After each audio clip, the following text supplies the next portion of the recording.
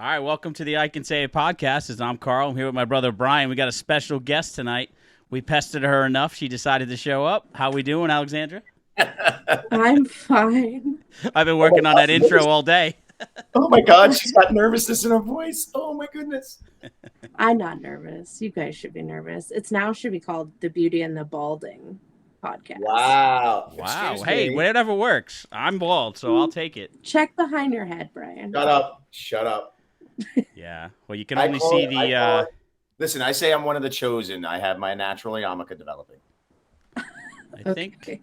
Yeah. Well, Marcy did when she created the logo. She didn't even put your hair on there, Bri. She just made sure she captured the beard. If you see, like there it is, right there. See, he's got the full beard in there. Yeah, she had to account for it to allow him to change and evolve and lose hair over time. Yeah, I mean, just shave it all off. It's easier that way. Nah, I still got to listen. I'm not like you, who started losing his hair at the age of 15. I didn't lose my hair at the age of 15. Go look at my wedding pictures. I had a full head of hair. I got married in stress, and now my hair all fall out. Your marriage looked like you had a comb where we're going. Maybe. Hey, I'm good with a bald head. I like my nice bald shiny head. I love it. It works for you. You have a good shaped head for it. Oh, thank you. This is the niceness. That's the only compliment. That's the only compliment you're going to get the rest of the night. Yeah, that's what I figured. All right, let's start with you, Alexandra. What is it that we've said that's annoyed you so much? What haven't you said? What? Yeah. I love how he just throws me in there, just because. Well, I guess you didn't say as much, Brian. Yeah, I mean, it's just I know not to deal with the Iken women in that kind of manner, but I will. I'm the only Iken woman. That is true. Look that is true. Yeah. Yeah. You're welcome. Well, no. Well, I guess by blood, yeah. Yeah. That's what. Except for my daughter. Name. By last name. Oh yeah, Mia. Well, Mia, yeah, but that's it. I mean, she's just as feisty as I am, so. Oh, she's worse. Yeah. I don't know about that. You haven't seen her in a little while. She's worse. She's growing up to her full potential, I would say, then. Yeah, well, if you guys were at dinner with Marcy and I and Mia tonight, she was giving us therapy, a therapy session for Marcy and I. It was this really interesting conversation about marriage. Like couples therapy? Oh. Yeah, it wasn't couples therapy. It was just interesting. We were talking about people who go to therapy and why people go to therapy and is it a good thing or is it a bad thing? So it was a very, very interesting conversation coming from a 16-year-old. What's that? Oh, I needed therapy since I was little, so. We all have. I go to therapy. It's great. Wow, that doesn't surprise me, actually. We used to at one point. That comment. That doesn't surprise me. Well, I actually went. I think I don't know if it was mom or dad. Somebody forced me to go when I was a kid because I was a troublemaker. Probably. Well, we all did we did as a group for a short period of time. Yeah, I had to do the school one, and then I had to do a private one, and whatever. That's fine. I don't. I'm not necessarily. I don't think therapy's for me. I think I'm beyond help. So I think if other people want to do it, go for it. Beyond help. You're beyond fixing. You don't think you can improve or get any better than you already are? It's not that I don't think I can improve. I'm sure I could, but I'm actually okay with the way I am. So you just don't see the need. I'm 50 years old. I'm just gonna ride it for the next 25 years and be good with it. Goodness gracious. Hey, I'm happy. So what was Mia's perspective of it? Is she for it? Well, we started talking about marriage in general, and basically what she said is she thinks, which is always fun. Yeah, she said that she thinks every couple before they get married should go through go through marriage counseling. Very enlightened opinion for a 16-year-old. What's that? Very enlightened. I don't disagree. And then that people should live together as well before they get married. So I'm telling you, she's very, very insightful. Almost more too much. More insightful than any of us. Yeah. Speak for yourself. Why do you think I pointed at myself? Come on now. Yeah, no, that's legit. I would say, yeah, you got to work out everything before you commit to eternity, right? That's the idea. Eternity. You make it sound so creepy. It is Well, creepy. sometimes it is. It's absolutely creepy. If you think about it, it's like that one person in forever. I don't even want to be with myself forever. So who would Well, the fact that someone co-signed onto that was yeah. Well, it's Well, like we'll see. co-signing a loan. You're stuck with it. Although they Drag it make it down. very easy to get out of this loan. So Yeah, well, we'll see. you want to start that's- off with soccer or culture? What is it you want to start off with here? Oh my Alexandra? gosh, soccer. Well, I mean, there's really not much to talk about in soccer right now because Yeah. the Women's World Cup is over and that sucked. But we could dive into that. But I'd love to know why you think soccer's boring because I have a counter argument. Okay. I mean, my overall opinion is that going to a soccer game, there are games that maybe get more goals scored, but it is a long ass game for maybe one, possibly two goals. There is some obviously athletes and athleticism and some good shots and some good moves, but in the grand scheme of things, I actually thought about it. And I have to correct it. It's not the most boring sport in the world. It's the second most, right before women's basketball. So that's well, it's true though. I mean, I was watching a couple games the other day, and I was like, "Oh, this is worse." WNBA or college women's basketball? Probably both, but definitely either one is like there are women's sports that I like, but basketball is not one of them. Like what? Volleyball, Swimming, softball, gymnastics, where they prance around in little bikinis. No, volleyball, Oh, okay. softball. I'm very much into softball. I love watching the college softball, So college why- volleyball. what- Like in Nebraska, was it Nebraska that did the 90,000 fans that showed up for the Yeah, women's volleyball match? That was pretty cool. That's really fucking awesome. Yeah. Yeah, I just don't understand. So like soccer, yeah, I get it. It could be slow. It's the back and forth of it all, but that's how I feel about baseball. Yeah, Baseball's and the Brian and I same have had that thing. discussion I mean, too. Baseball is not a fun sport to watch. Uh, Unless you're a fan of the sport, it's not a fun sport to watch. Yeah, but there's more strategy. There's more, in my opinion, there's more strategy. There's more like of a chess maneuvering around in baseball than I think in soccer. But there's actually plays in soccer. There's What? actually Kicking the ball back and forth? And strategy. It's the same thing. No, almost it's not. As football. It's not. There's no way. Not the same as football. Not anywhere close as the football or baseball. Baseball's you're not gonna. Baseball's my sport. So I understand that, but you can't make the argument that baseball isn't a slow sport. Oh no, I It's will like one say of the it's slowest. It absolutely is. They're doing. And actually, soccer is one of the fastest because it's usually done in literally 90 minutes. It's one of the fastest to watch. Oh no! Soccer's so great that they don't even actually have a real time. You can't even tell by watching a game when the game will end because it's 45 minutes and then running time, which nobody knows what it is until it's announced at the end, and then and then they go to this halftime, and then they come out and they run another 45 minutes, and then is it 2 minutes? Is it 1 minute? How much stoppage time is there? So the timing of soccer is pretty retarded. The stoppage. Yeah.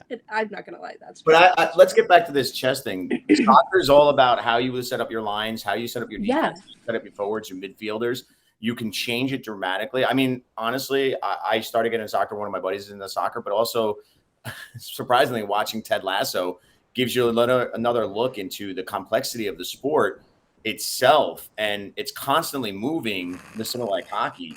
Baseball is hockey. That's a great example. It's like hockey. Yeah, well, this is the funny thing I found about baseball. Literally, baseball is down to seconds of a play, 15 seconds that takes for a pitch to make it to the catcher or to make a hit, and by that play's over. It's like 15 seconds. But it's mostly dead space. At least with soccer, the ball is constantly moving throughout the thing. Yeah, but it's moving, but it's just going back and forth. It's like tennis, but at least it's a setup. It's a chess match. Are we setting this play up correctly? Yeah.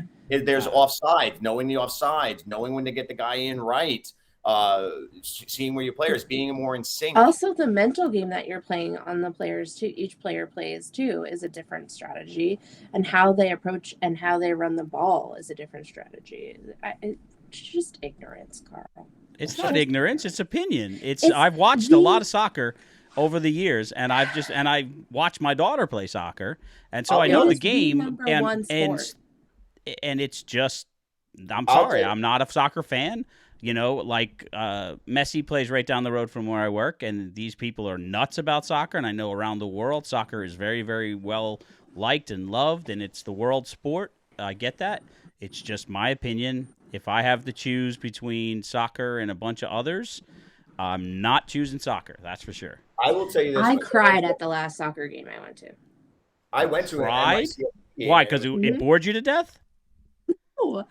I took my kids to the Thorns game, which is the women's soccer team here in Portland. And it was Pride Night. And just the camaraderie, like we sat right next to, like, there's the big area in the stadium with like the fans, and they have the, you know, big sheets with the decorations and like the drum. In Portland, it's a huge thing. We both have women and men's soccer, so it's huge here. We're called the Soccer City, I think it is, or something like that. I'm gonna get reamed to shreds on this one, but I don't know, something like that. It's huge. So we were sitting right next to it, and one of the like main drag queens here in Portland had recently passed away, and they were celebrating their life, and it was just like this big, huge celebration of happiness and inclusivity and positivity, all while around the soccer game, and like the loud beating of the drums and like flags waving and all these things. It was just really nice to see in a culture and an environment that feels so polarizing, of just being in a shared experience and in a stadium with these people that like this one thing. And I feel like soccer fans are so diehard for their team that there has to be a certain amount of respect for it. Like, it's insane. Yeah, so I will give that. Soccer fans are probably the most fanatical and loyal to their teams. I mean, that, you know, especially, you know, around the world. And if you're talking countries, or if you're talking like, what is it, something United, I forget the name of them, but they're all just like ridiculously. Yeah, Manchester United. Yeah, Manchester United. You know, I get that, but what you're saying, I get why you cried, because it was the experience, you know, of the game, of the atmosphere. I mean, but the game itself, if you took all that out, the game itself, not so exciting. The game didn't make you cry. The atmosphere made you cry. I also appreciate the women that were on that field and the idea of the sacrifice and what they stand for. You can appreciate that in football players and in baseball players. Yeah. You can appreciate that too. Yeah, my dog just came in. That's all right. Mine's on the bed over here behind me, so. But my thing is that I think the way people or Carl's looking at soccer is very similar to how people look at hockey. It's not very good to watch and stuff like that. But I will tell you this much. I went to an NYCFC game at Yankee Stadium a while back, and it changed my perspective, because honestly, before that, I was into soccer mainly for World Cup only. But to see the fans and be in the environment, it's very similar. You watch it live, you get engulfed in the atmosphere itself. It draws you into the game, where you get excited about every little play, and you can't really leave your seat, because it's not like baseball where they have to turn in innings or change of pitching and everything. Or there's big turnaround. Like, it's constant. Like, that's why even with TV, they can't even have commercials. They have to have the advertising along the boards, because of the fact that it's constantly moving. It's constantly something going on. And that's what brings that extra time. I mean, I've learned to appreciate. Listen, it's still not my favorite sport, because I really haven't developed a team to get behind. But I have friends of mine that are from Howard Beach area, and they became. Well, your girlfriend is part owner of a team, so you know you're not going to get behind them. Who are we talking about? I'm over here like girlfriend. That's news. Ding, ding, ding. Sirens. Who's this? Who are we Spoiler alert. Natalie Portman. Oh my God, is she? All right, that's my favorite team now. Well, let me ask you this. So what is it with all these celebrities that are now on the whole soccer, owning a soccer team bandwagon? Like, I'm not saying there's anything wrong with it. It just seems like all of a sudden these and they know it's going to grow. It's going to be the fastest growing sport in the next 5 years in the United States. It's also sport. Yeah, it also is. A lot of them entered into the idea of this discrepancy and this disparity between pay. I mean, it all started when really. You want to get into that? But it Well, also no, has Alexandra, that's the purpose of this podcast. We all love each other. Brian and I don't agree on everything. And one thing I love about my siblings, except maybe minus one, is that we can have a disagreement and still walk away and go, yeah, you're an asshole, but I still love you. Yeah. So Yeah. that's the one thing I love about, the fact that you both are on this now, right? Tonight is great because we can argue, scream, yell, call each other names, and then we walk away and we still love each other. And that's the way it's supposed to be. But, I will have that argument over pay disparity in a heartbeat when it comes to WNBA or when it comes to soccer, women's versus men's, especially in the World Cup. I will absolutely have that discussion. And I'm not saying I'm 100% right. Argument for it? There is no argument for it. Sure there is. Men deserve more? No, it's not that men deserve more. The pay is determined by the money that's brought in. And Right. It all depends on how you look at it. If you look at it from a percentage standpoint, the women actually get paid a higher percentage of the money brought into women's soccer than the men do. And the men make more money, but they bring in a heck of a lot more money. But the only reason that the men bring in more money is because they have more availability and more sponsorships. The only way that women are getting on TV and to watch a women's soccer game, they had to fight for that. Like, yeah, but you're looking at it backwards. You're looking at it backwards. The sponsors don't come and then they get on TV. They become popular. They get on TV, and then more sponsors come. And I think that's the idea and the purpose of why more celebrities have put their name to this, or to at least, LA's team, the women's team. That's the team that has all these celebrities attached to it, and previous women's soccer players, like world champions, gold medalists, is that idea is to add more cred to the team, to get more exposure, to get more sponsorship, to get more overall awareness and idea about women's soccer, and to almost get these women, what the pay they deserve. I think the main thing was the idea of, like, what brought it to the fruition was when Abby Wambach was getting celebrated as like one of the players of the year or something like that at an ESPY Awards. And on stage, she was on stage with LeBron James, I think it was, and Kobe Bryant. And she was getting honored in getting the same award as them. And the idea is that they're walking away with millions, gajillions of dollars, also in sponsorships, not even factoring that. And she was barely able to make rent and pay for housing and all of that stuff based off of what she was getting paid to play. Well, can I butt in for a second? Yeah, two things with that. I mean, we all know it's market driven. It's all about viewership. And of course.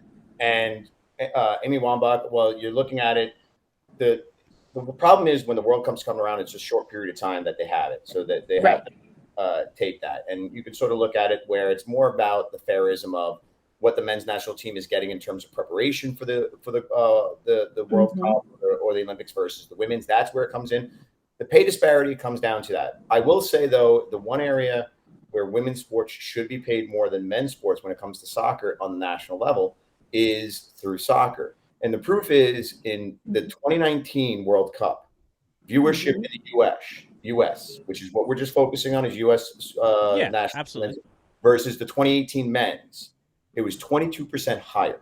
And this is what brings up that difference. And I said this to you before, Carl, that one of the things is women's soccer in the United States, because of the characters that are developed over the last couple decades within the women's sport versus the male sport, you can't name half the men's after Landon Donovan left. And now, but you can name 5 or 6 of these powerful women that are in the sport. And to me, that's where the disparity comes into effect, is the fact that they have the right to ask for this because they're not getting it. Now, when you go into the MLS version or you go into the local sports version, it's still minute, a niche in certain communities, like say Portland or other areas for that. And women WNBA is still losing money, essence, to the NBA, and that they're up a little bit. But when you talk about women's soccer on the national level, they should be, if anything, making more than men's soccer because of the fact they're actually bringing in more viewership. And in that, but that was a one-off, bro. I mean, I'm not saying it's a one-off, but they brought in more viewership, the year after. But what about the viewership this year? So if you want to talk in viewership, the viewership was way down because they weren't playing well. So yeah, they had a great year in 2019, but so people watched. It's not just a great year; they were consistently winning, and unfortunately, that when the veterans started retiring, and now you have Rapone that's going to retiring, you started seeing a change of the guard right now, and you're going to have a little down year. The U.S. it's the same way as like a building year for any other sport. They're still developing their team. They're having that change of guard where they're getting players that are retiring, like Megan Rapone and a couple of other ones that, quite frankly, are aged out. But the other thing that no one talks about is these women are middle-aged. You will never see a man playing a sport at the age that these women are, aside from Aaron Rodgers. And let's talk about what he looked like. Like, it is what it is. Like, they're in this sport for an extended period of time, significantly longer than a man is, where they age out. Women are in there the whole time. And there's I don't know. Yeah, but why is that? Why is there not younger women coming up taking their spotlight, which happens with the men? Is it because of lack of interest inside in women's soccer? Some of the women that are coming up now, they're not just as seasoned yet. The problem is that, and I think you're wrong, Alex, when you say that, because the 35 to 36, maybe close to 40 is not uncommon in almost every sport. Quarterbacks are going up higher. Offensive linemen. I mean, right now, tonight we watched the Philadelphia Eagles, and their center is in his high 30s right now, mid 30s. It's not uncommon in any sport, baseball, to have pitchers or players. Yeah, he's also been contemplating retirement for the past couple of years. Yeah, but he's still playing at a high level. He's still he's still playing. Now, I will say, though, there's not as much opportunity for females outside of it, and since they don't make as much money, they can choose to retire. But I will say there also is no support for a female in a sport around the idea of family planning and support. She has to plan if she wants to start a family around her season. It's not about, there's no opportunities for that. It's like, oh, I have to plan my life around this. That's not fair either. What is the solution to that? I mean, unfortunately, in that situation, men don't get pregnant. So it's like if a woman wants to start a family, there's a time frame that she gets pregnant and that she can't, be an athlete during that time because she's pregnant. So there's nothing. That's not a disparity issue as far as there's nothing. There's no quick fix to that. It's just a factor that plays in. No, there isn't. Of course not. Unless you're become a seahorse and you're a male and can have babies. Fact, if you didn't know that, I did actually know that. Okay. I love how the fact. I'm an Iken. I know everything. You don't know that? Well, I should have known. Yeah, I mean, I just think that there's a lot that factors into it, and unfortunately, I don't think it's going to change anytime soon. So I'm going to keep going. Let me ask this, Alex. You know who Bill Burr is? He's the comedian. Yes. Did you ever see his skit on women's sports in general? No, but I have a feeling, knowing him, I wouldn't like it. No, you wouldn't. But he makes a very good point. His point is the argument about building the sport and everything else. A lot of times, it's looking at men telling men or asking men to watch soccer, when in the reality is women themselves don't support women's sports. Men support men's sports. We watch some women's sports. But in general, women don't support the sports. You guys would rather watch not you in general, but as a generalization, would rather watch the Kardashians or Real Housewives or the other interests that are out there. And so if women aren't going to support their own gender in their own sport, why do we expect the men to? We have our own sports that we want to watch. I don't disagree with you, but did you see that great commercial by, who was it, leading up to the World Cup? I think it was a France team or something, where they took clips of women playing soccer, digitally imposed men's faces on the women's bodies, and everyone was like, oh my gosh, this is, and by everyone, I mean men that they took that were watching these clips, this is amazing, da da da da. And then they were like, oh yeah, and they removed the faces of the men and were like, it's women. So it's the idea of that, it has to be a gender thing. I don't understand it. You don't have to watch soccer because you don't like it. That's fine. You don't have to watch it. I think people who are going to engage in it are going to engage in it, Well, the sport that they like. But I think women, there's just not enough the soccer's not as awareness. good. Well, As getting I outside don't the think soccer is so. good or not. The women, reality, in general, the women's soccer is weaker than the men's soccer. And you had that when, what was it? I don't forget what women's team it was, national team that went and played. What did they play? Like 9th or 10th grade group of boys that were playing, and they lost like 9-0. And, then they were hyping it up like, oh, yeah, we're going to, and then they ended up losing. It's just in general, the men's soccer is faster. It's a faster, quicker, more athletic game than the women's soccer. And it just similar to what happens with women's basketball. And so men just gravitate towards the more action. Is there chauvinism? Is there all that involved? I'm sure that's part of it. 1,000%. Yeah, but in general, it's not as fun to watch.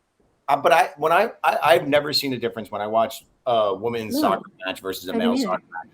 I've never really noticed a difference. Obviously, if they played against each other. The only time that you notice a difference, Brian, is that the men fall on the ground more and whine a lot more. Correct. Absolutely. One of the reasons I don't like soccer. You won't catch the women doing that. The women they'll push each other. Yeah, they fight it out. Absolutely. Yeah, hell yeah. Alex, to get back to what Kyle was originally trying to say about like the women's sports in terms of why the viewership is down as the males.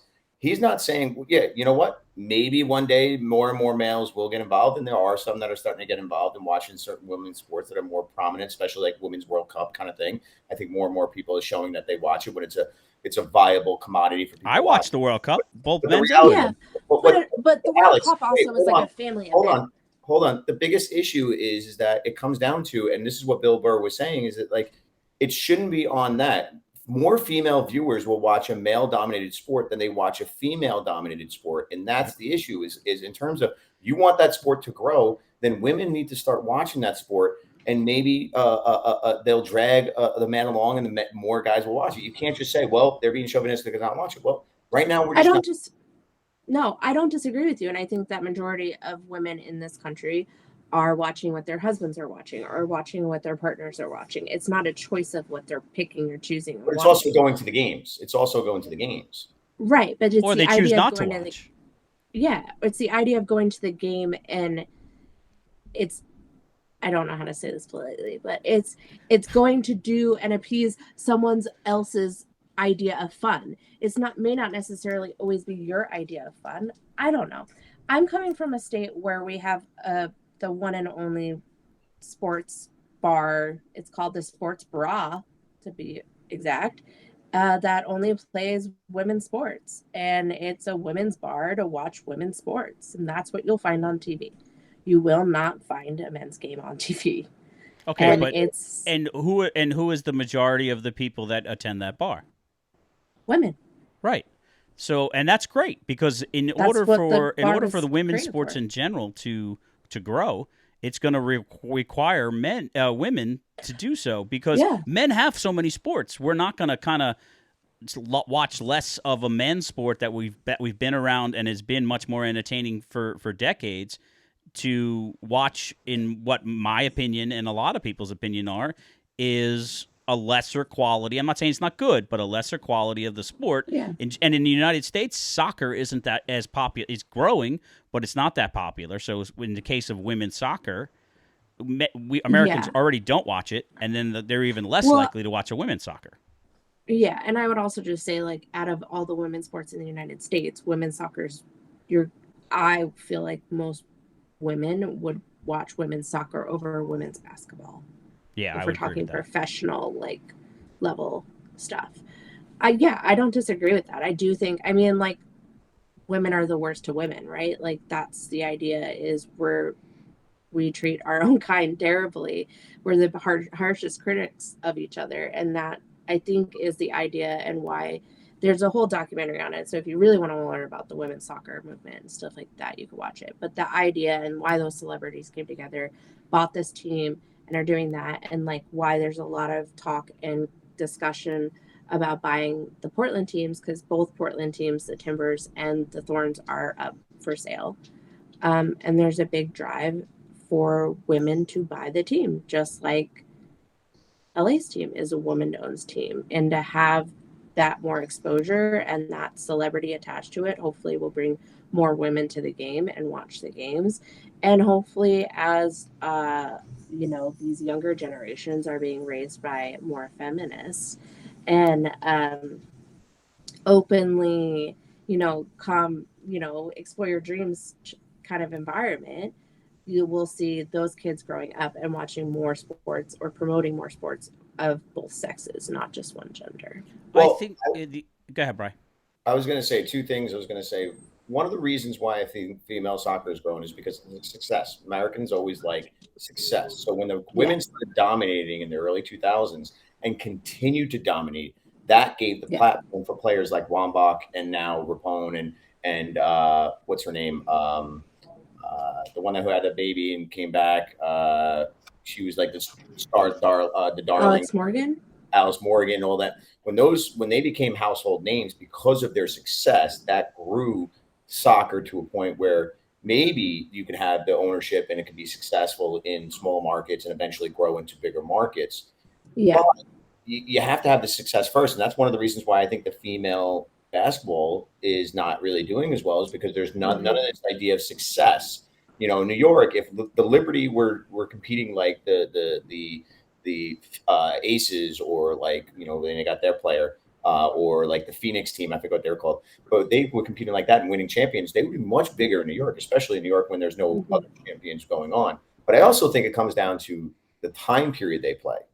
A lot of women's sports, soccer and basketball, it's during the summertime. People don't want to go to games. So unless you're willing to put it on like during what people consider normal sports seasons for those sports, that and compete against the guys, I don't know how successful it'll be, because they try to make it to where it's not competing, but now it's during periods people don't want to. Well, and it's also a market for each city, right? Like, so here in Portland, that's all we have. We either have soccer or we have basketball. We don't have anything, unless we're talking, Seattle as well, if we're talking Northwest sports. But that's why I think in Portland, soccer is such a huge thing. Even the women's soccer is, like, the Thorns were the top team and all of that stuff. So I think it also boils down to different market regions too. Well, like New York has two soccer teams, NYCFC and the Red Bulls.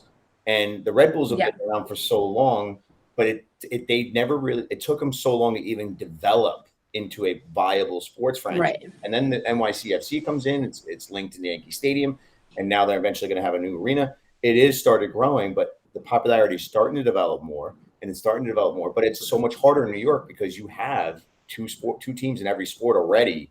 It's a flooded market. Yeah. So it's going to be difficult for them, but they got to do like those smaller markets, like you said. Well, there's two things that I've been thinking about while you guys have been talking. Is so when Mia played soccer, and I think there's two things that happen.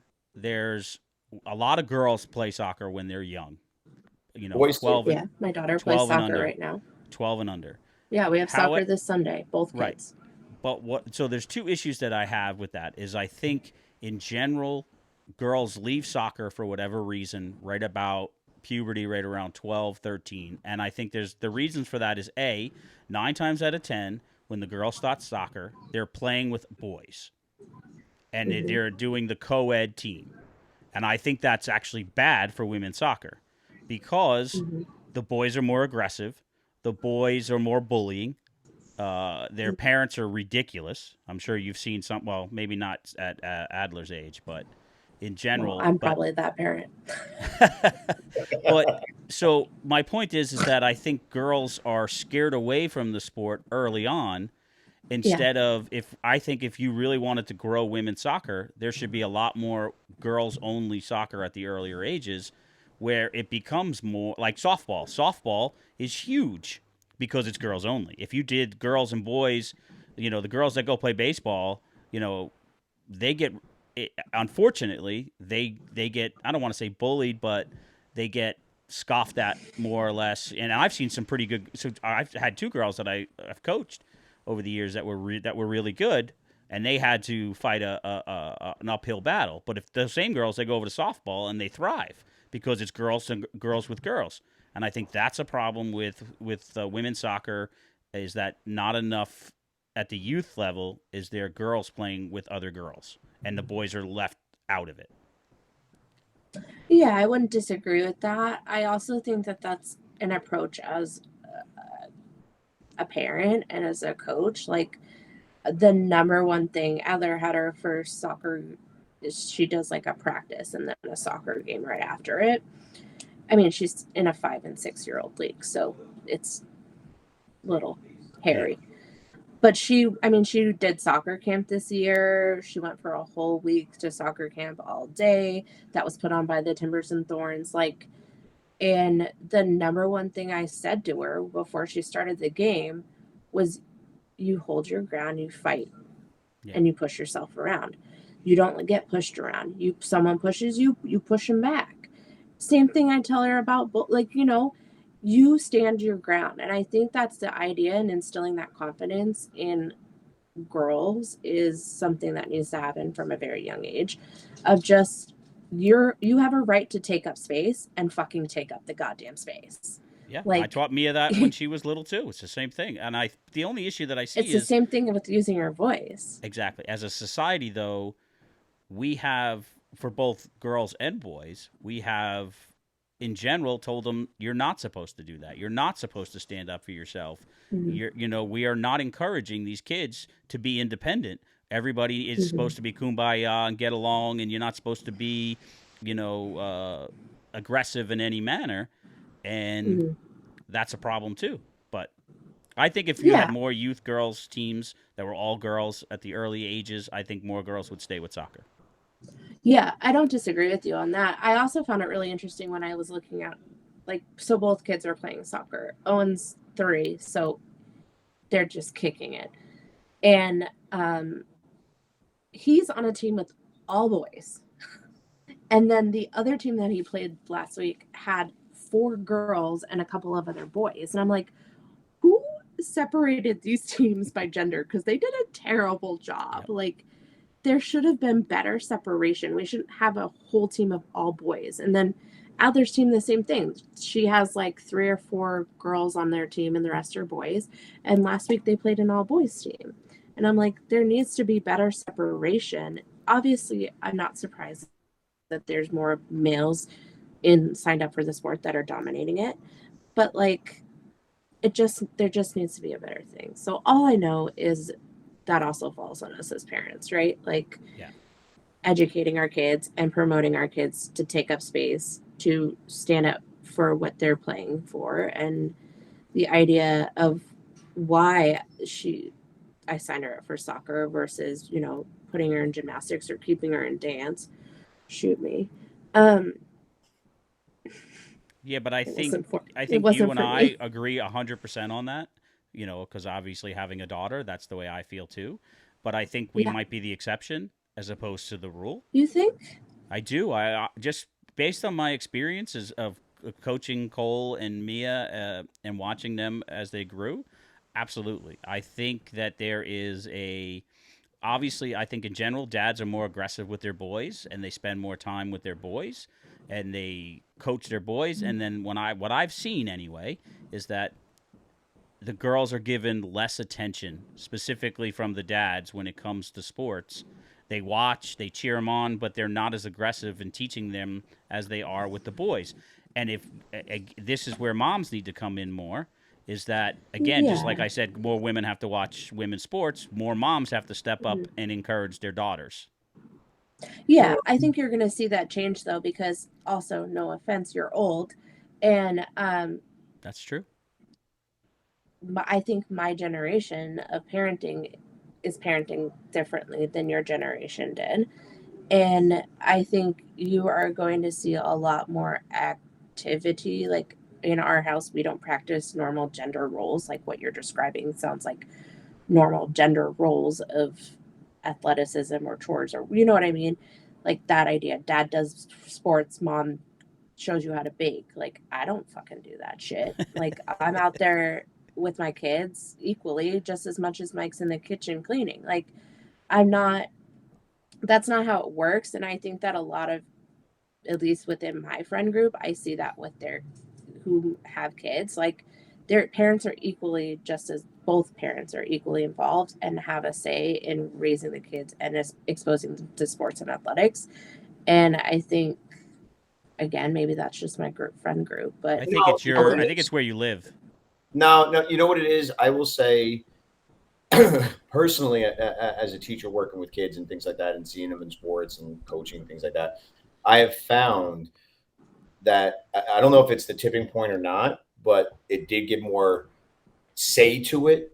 When Kobe was around, and he started saying he's a girl dad because he has girls, and he started treating his daughter and putting her in leagues and doing all that, and other male machismo guys started seeing this guy who was a professional athlete doing this with his daughter. They started taking that role on as well. It's not to me about the mom taking it on as more. It's just a dad giving equal say to all children, no matter their gender. And that's what's got to stop happening, no matter if it's the mom or dad. But the family who are supporting sports have to treat both children or all children, no matter their gender, in a way where you want them to perfect their craft. You want them to be better at the craft. You want them to be.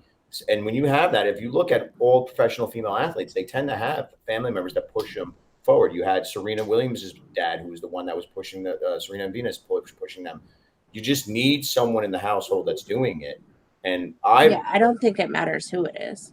Correct. But I mean, my thing is if it comes from the more, if your household is still dominated with this perspective that the men are into sports more, and the dad is pursuing this and pushing for their child to be better as an athlete, just like they do with if it was their son, like Kobe was doing with his daughter. That whole mindset of I've seen so many more people now take more interest in their daughter's sports since that he sort of said I'm a girl dad than I've ever seen before, and I've been teaching for over 20 years. So to me, that was, I think, a catalyst moment for that kind of movement.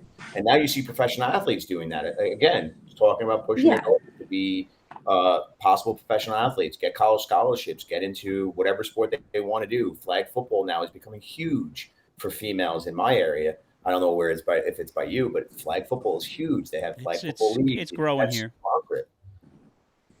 So to me, it's about getting out of those ideas that you have to be tough with the boys and you have to be sensitive with the girls kind of mindset of, and I know Alex wants to say it's our generation, Carl, since you and I are so much closer, but I really think it's more of our parents' generation. And I think the Gen X generation started that transition over time. Right. Otherwise you wouldn't have professional athletes. That's what Cole is. He's Gen X. No, he's saying that the boomer generation was really bad at it. And my generation, the Gen X, is the one that started the transition, and then it's moving down to you and those that are younger than you to change it. Now, I am guilty of, like, as you're talking, I'm sitting here thinking I was much more protective of my daughter in a sport than I was of my son.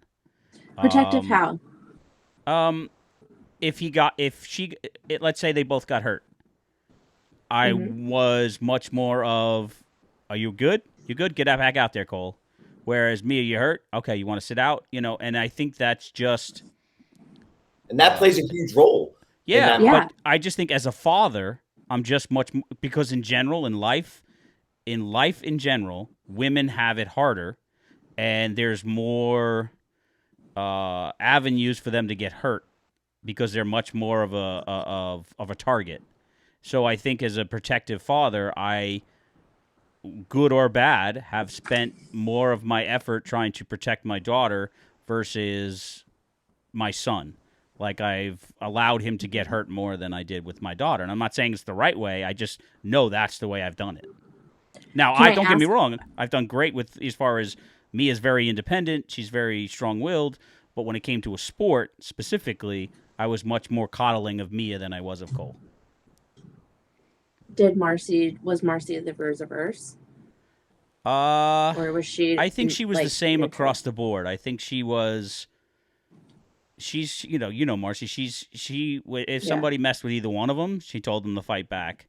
But if they got hurt, obviously she probably treated them both equally the same. I'm more guilty of favoring, coddling Mia more than coddling Cole. That's absolutely something that I did. I will say working 20-something years in the camping industry where kids are playing sports, both boys and girls, I found taking away the gender aspect of it, but the mindset of adults working with kids, especially younger ages, that mindset of being protective sometimes is actually hindering the child's ability to engage in the That's sport. why I made the face. So I find it, I always found that I used to tell my staff when I was running a division, I used to tell other staff when they were trying to do sports.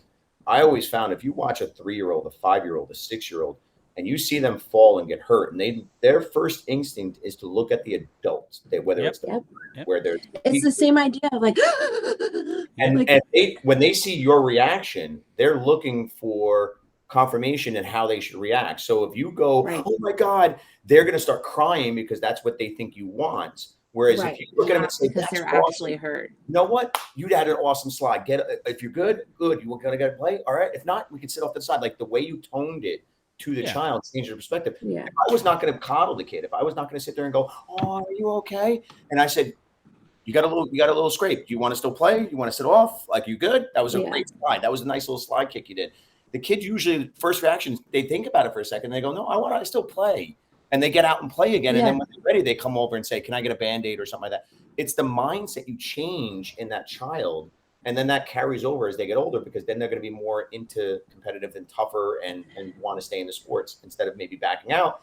And when they hit those teenage years, when they think that they're competing against boys or this or that, or someone that's better, they're not going to be willing to like back out, in my opinion. I think that that's the point that I was trying to make about my generation, is like, we're trying to undo all that like emotional baggage and stuff that comes from that boomer generation, specifically our parents' generation, of like that coddling, that idea. Like, I have to remind my mom when she's watching the kids, like, you can't. But your mom's famous for that. Yeah, he falls down. I can see it in my head. I've seen her do that years when we were kids. So I absolutely and see I've had to untrain her of that. And I know that it kills her that she can't go, oh, are you okay? Are you okay? I just have to let him have. The same thing with Marcy a little bit, right? Didn't you say, you used to tell me that you always say it's okay if he falls when Cole was a baby. It's okay if he bumps himself. Don't always freak out and hover around him. Absolutely. I mean, I tried to, in that aspect, I tried to be equal with both of them, which is why I think Mia is as strong and independent as she is. But I had to admit, when I look back and when I watched her play soccer, I never coached her, but when I watched her play soccer, and it may be because I was a coach with Cole, so maybe that changed things a little bit. But with Mia, as my daughter, as a father, I looked. There is much more of a protective instinct there, as a father to a daughter, than there is as a father to a son. There is that, and it's probably wrong. And I know Alex is going to make a face, but there is much more of a toughen the boys up attitude versus toughening the girls up. I did it as much as I thought I could with Mia, and I think I've done a pretty good job. But I definitely did more with Cole than I did with Mia on that. It's funny. And go ahead, Bri. Go ahead, Bri. I was going to say, I have a buddy of mine who's actually raising 3 kids, 1 girl, 2 boys, and they all play hockey, every single one of them. And his daughter became a goalie and is a hockey goalie, and he does full training. He wakes up in the morning just to get to a proper trainer to get the specialized training, and he's down in the Carolinas now because he moved out of New York. But like, from all, she plays against boys, and now I think she's moved into more of now that she's like 7 or 8 years old, she's moved more into the all girls kind of leagues. But early on, it was like, I don't care about your older brother. I don't care about your twin brother. Like, in terms of like, you're going to do it with them, like kind of mentality of like, you're going to do it. And she's like thriving. I mean, he's like you call with baseball. He's fully engulfed. He played college hockey. He's fully engulfed, but he's treating all of his kids the same in that mindset, giving them all the extra help they want, but also promoting them. And I wonder if he had that kind of, that, like you said, you changed a little bit with Cole, between Mia and Cole when it came to sports. I wonder if he ever did that with his daughter, because I haven't seen it and I don't notice it. But I think it's also different too. Like, I think the factor that we haven't touched on is that a lot of males like parents have played sports. Yes.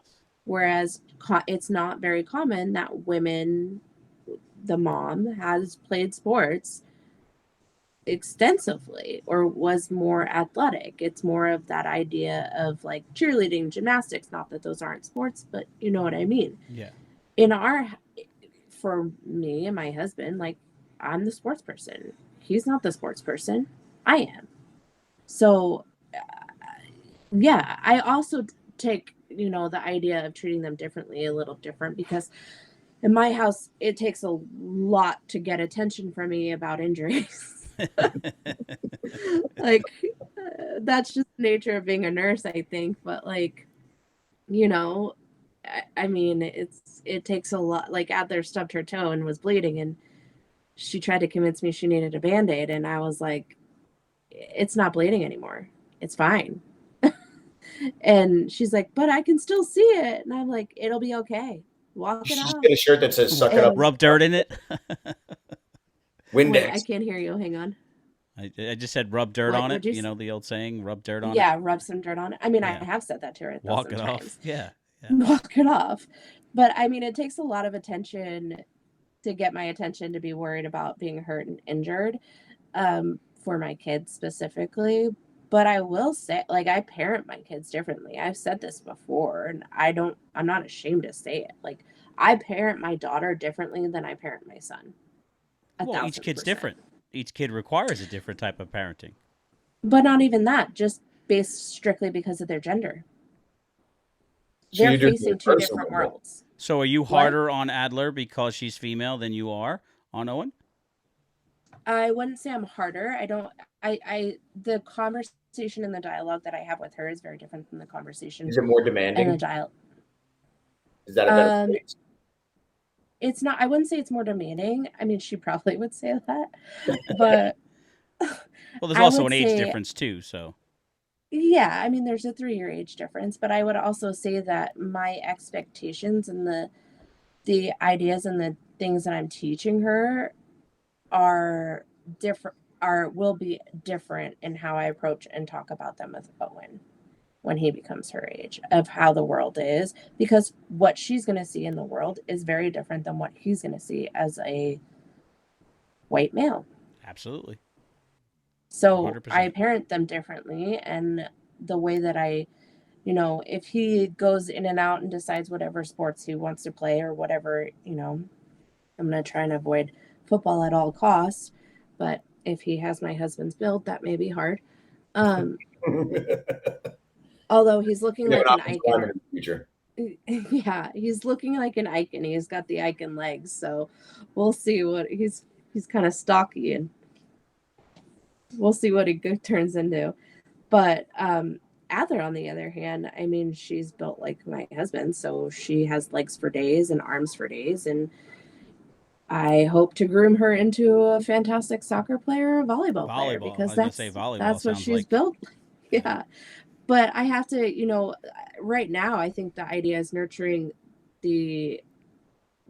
her need for competition, and that having that desire to be competitive is okay, and feeding into that. And I don't think girls get that at all, that it's okay to compete. I also think that, yeah, I agree. I don't know if it's societal or if it's born, but boys definitely have a more competitive spirit. Natural competitive. Yeah, I think it's just a natural instinct. I think I think it's societal. I think that women and girls are told to be kind, be gracious. You're always told to, I can't countless times of like, make sure you're kind with your words, be kind with your hands. You're supposed to be gentle. We're supposed to be these like very easy, yeah, and that it doesn't go with competitiveness. In order to be competitive in a sport, you have to be willing to be tough, be in there, get your hands dirty, and that goes against kind of what society tells girls that they should be. Yeah, and maybe that's part of the, Marcy's very competitive, so that is probably a good thing for both of my kids, because they got competitiveness from both of us. Yeah.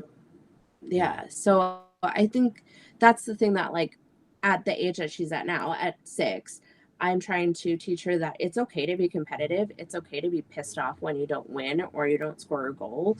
The fact that you have those emotions shows that you care and that you're in this and you want to do this. And I think that that's the biggest thing, is like harnessing the positive and nurturing the positive things in sports, so that as they grow and they get older, they continue and want to feed that, right? because I don't want her tapping out at 13 because she doesn't think she can't compete with boys. So let me ask you this, and this is for both. What is your view on, especially at your kids' ages, participation trophies and medals and all that I've kind of always stuff? hated them.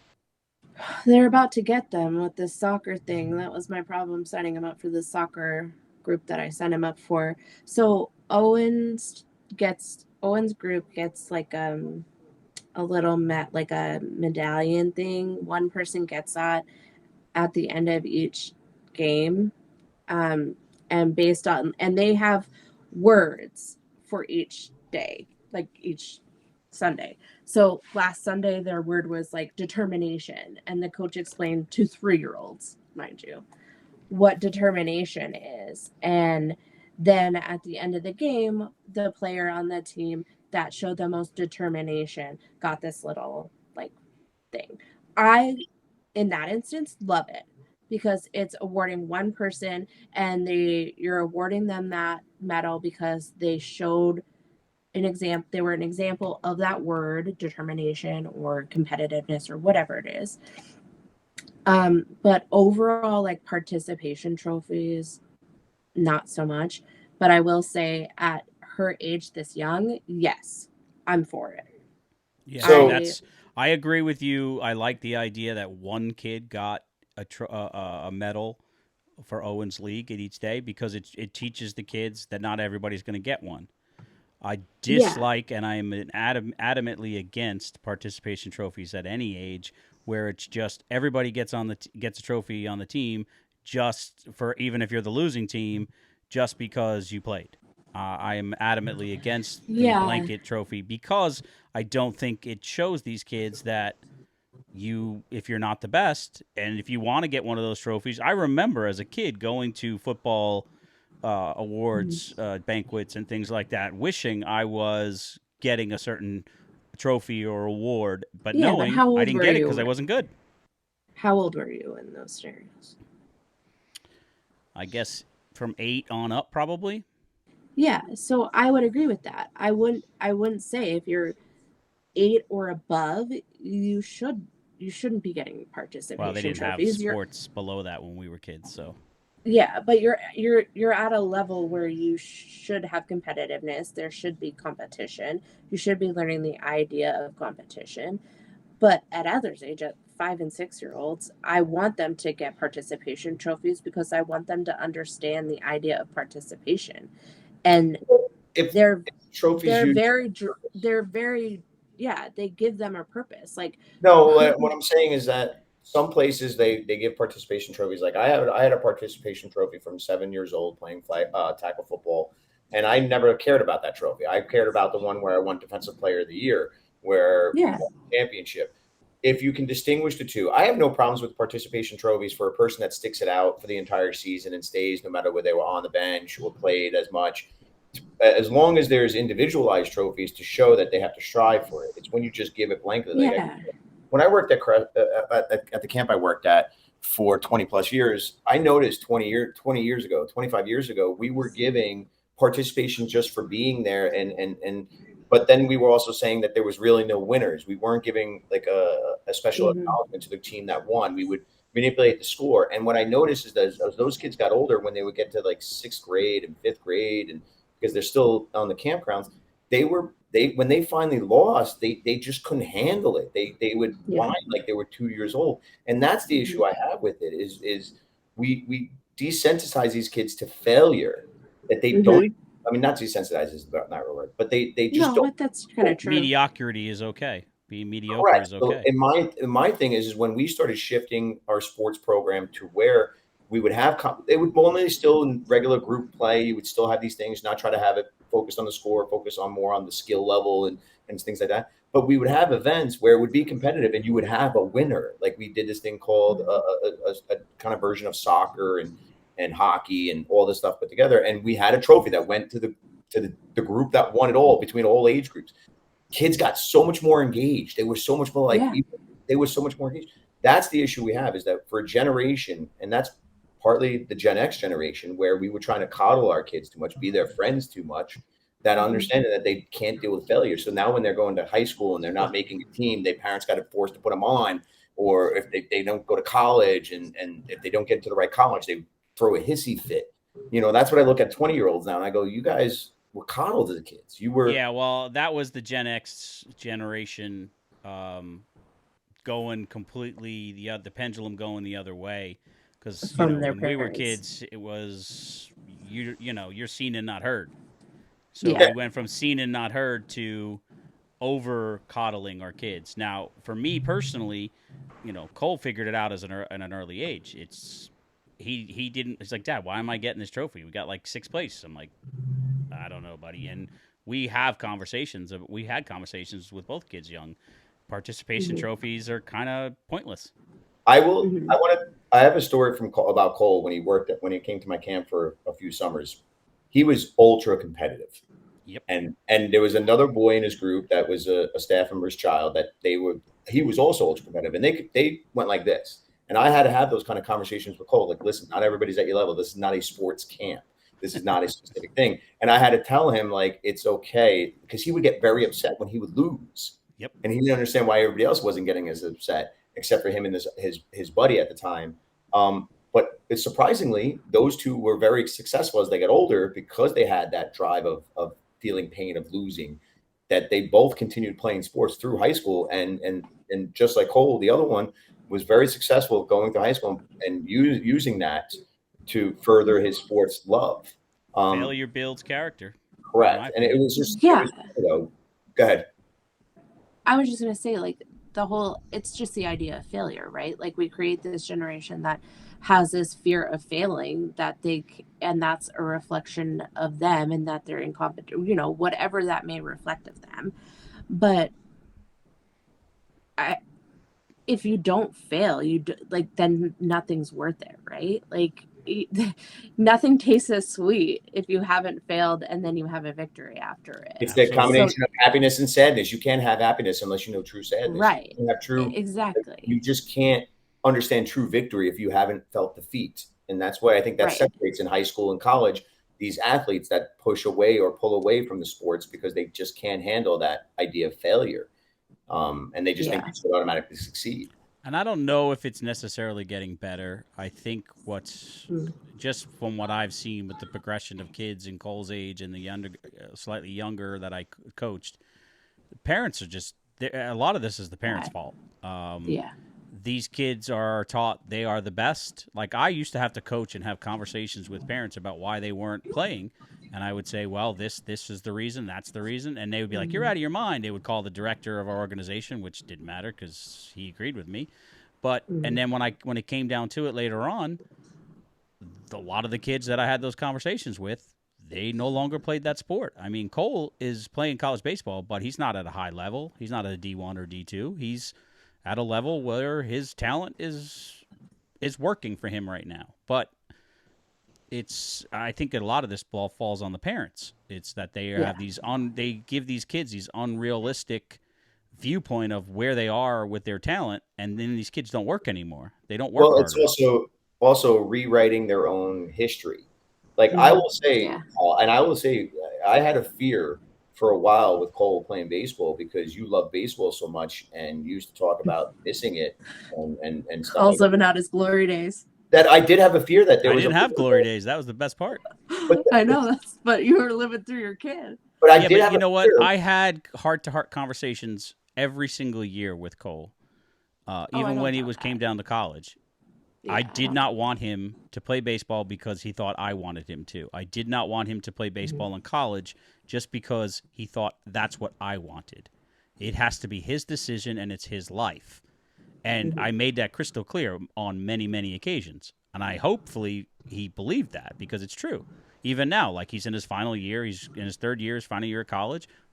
He sent me a text today, but I haven't asked him a thing about baseball. But he's happy. Hey, Dad, we had our inter-squad scrimmage. I did this, this, and this.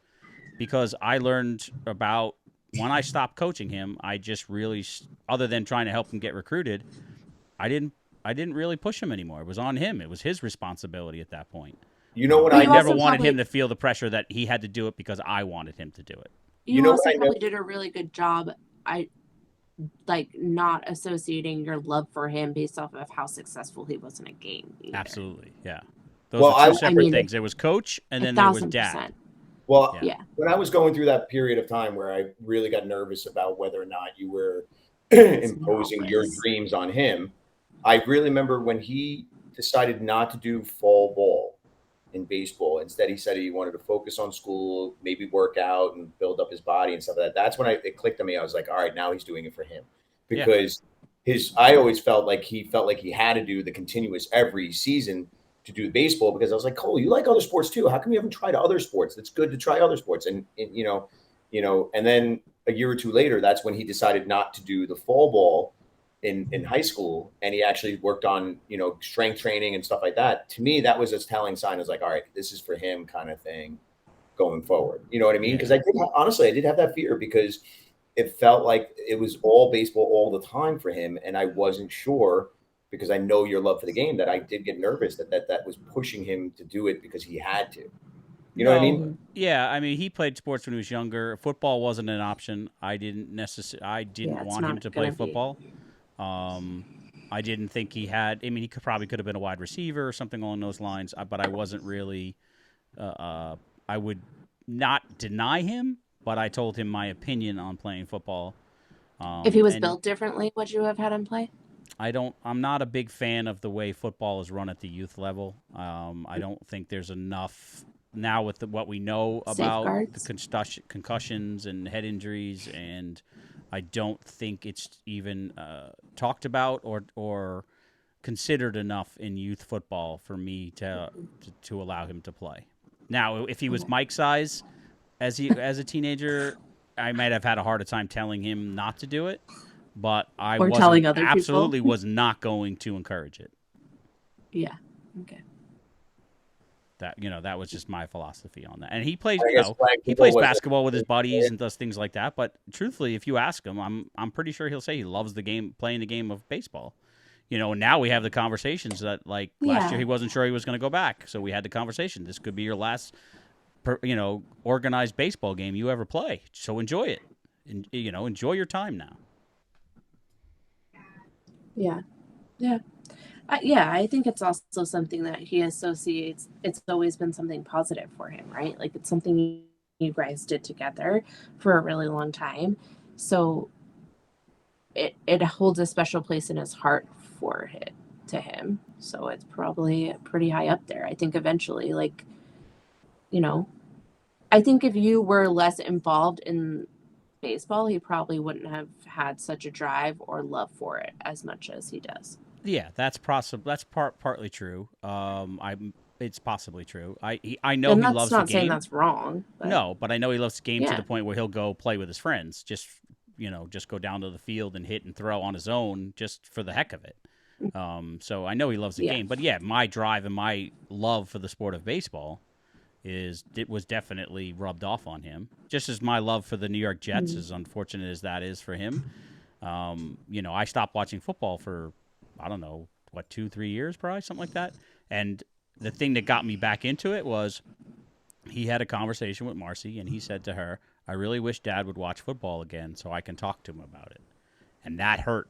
And I was like, okay, it's time for me to start paying attention, because it's a connection that I have with my son, even though he's 20 years old, or at the time was 19. Yeah. And I'm like, okay, I'm not going to. Or it's not even because of your relationship with the football. It's more the idea of you watching it for the relationship that he has with it. Exactly. Right? Well, it's something, it's just something to talk about. Yeah. Father-son conversation kind of goes back to what we were saying before about, father and a son and father and a daughter. My conversations with Mia are much more deep than they are with Cole. And I think it's just because she's more open than he is, and I'm probably more open with her than I am with him, because you got to have the machismo portion of it that plays into it, as much as bad as that could be. So it's a conversation piece for us. Absolutely, it's our connection. Yeah. Well, that's not wrong. Like, you got to have that. Yep. So let me ask you this to get back on the pay disparity. Do you feel the same way about the WNBA and the NBA? I don't know enough about the WNBA, to be quite honest. And I hate to say that.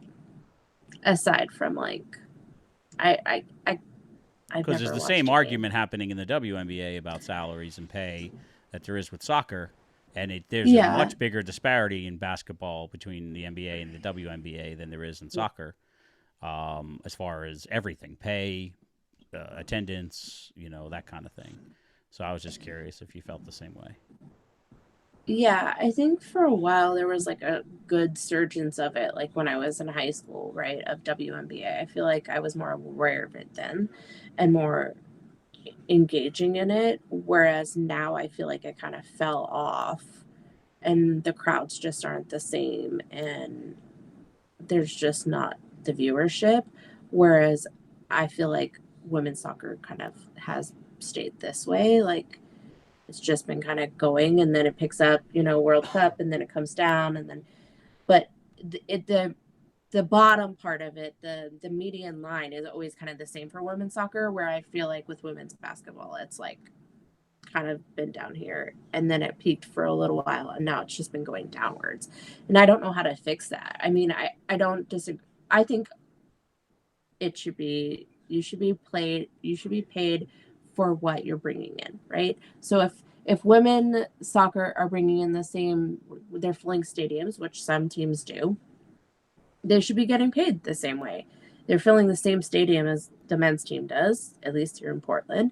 So they should be being paid the same. Now the argument could be made that the WNBA, some teams play in different arenas, which have less opportunities to hold the same amount of fans. So if they're given the opportunities to play in arenas that could hold the same amount of fans, I don't know. It's a hard argument for me to make because I just don't know enough about it. But I think that if you're putting in the same energy and the time and the effort it's just a hard argument because men's basketball is always going to draw viewership from both genders. I feel like that's the one sport that really draws a lot of viewership from women. Well, women have the opportunity, like I said before, WNBA happens after the NBA season's over. But the problem is, I think the one thing is on the national scale or this national drive that women's national team brings to soccer to bring viewership and bring excitement to those players that are going to come back and play for the U.S. teams. I don't think you have that. I also think that they're missing one thing. They're missing certain personalities. Well, you had that with Sue Bird, right? So she's retiring. So Sue Bird is retiring. Does she really have that personality? I mean, on a national scale. Coming out of college, she did. That young lady coming from LSU. Will she be able to bring the viewership in? Brittany Griner did it for a little bit. But like again, I think the negativity with Brittany was the way she looked, which I think turns off some viewers because of the fact that they say she looks more like a man or whatever it may be.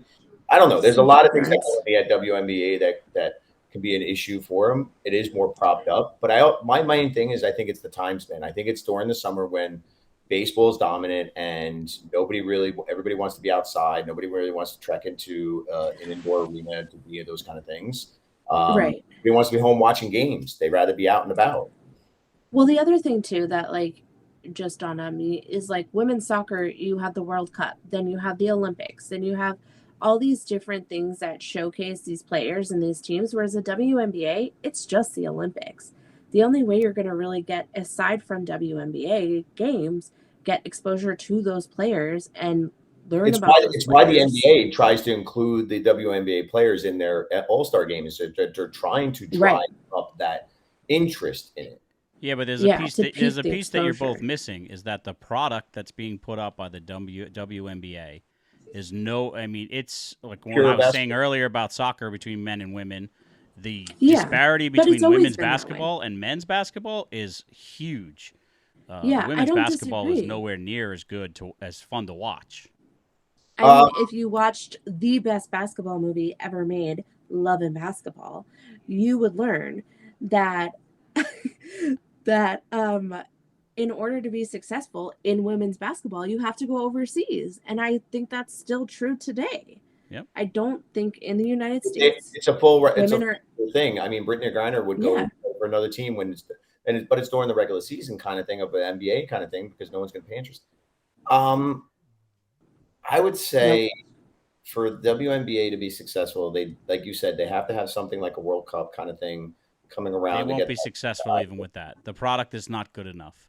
See, I disagree. It's not as exciting enough because not many I'd rather players, watch women's college basketball than watch the WNBA. but there's I no have to real big agree. difference there. Except colleges always bring a little more excitement because the fan base is already built in. Right. Um, I just think but the product is worse. I think the WNBA product that they put out is so much worse, and Same that's as why they college, don't draw crowds.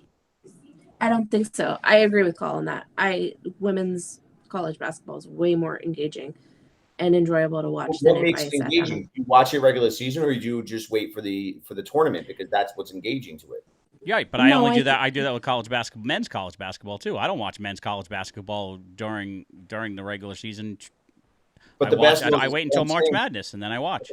But the But I'm not a basketball basketball fan, so style of basketball is the same exactly when it comes in between from women's basketball in college to women's basketball in the WNBA. It's the same style of basketball, which my opinion is Yeah, but I think the difference is that there's a certain amount that fans feed into that.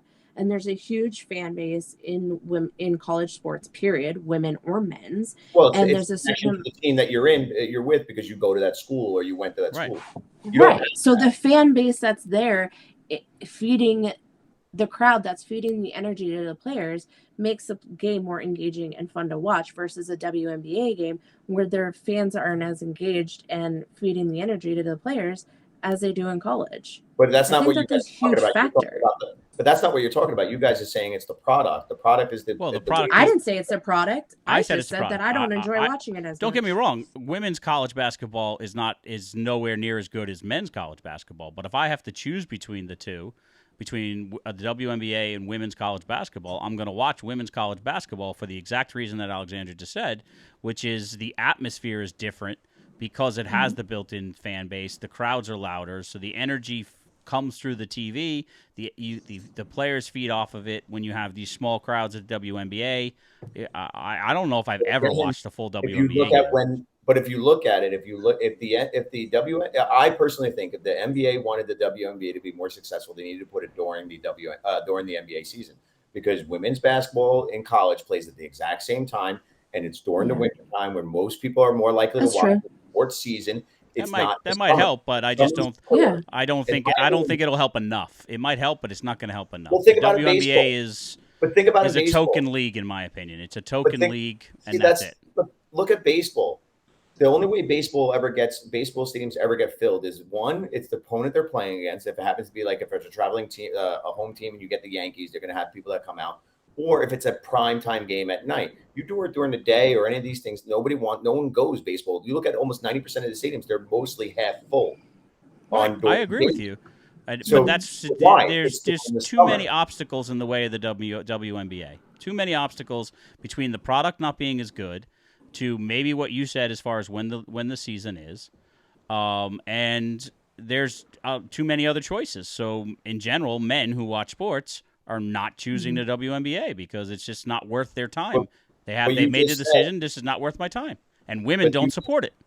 But on a large scale, I personally think if you just switched it to a more of a regular season where people identify basketball as being that season, it would be 10 times more successful, and you would be faster growing because of the fact that everything's driven by money. If that was the case, the minds that are smarter than you and me would do that because they want the revenue, they want the money. Everything's driven by money. Smarter. Their mindset is that no one's going to watch it. They're thinking like you, no one's going to watch it. But you just made the case. People watch the women's college basketball. It happens at the exact same time, a week off from actually during the same time as men's college basketball. March Madness is the exact same time, except girls are during the week. Boys. No, I didn't say men watch. I said I would watch women's college basketball over the WNBA. I don't really watch women's college basketball. I'll turn it if it's on. I'll watch it for a few minutes and turn it off. But the reality is, women's basketball is bad. Let me clarify. Women's basketball is bad. It's on. The product is horrible. Okay, you can shut up for a second. It gets ratings.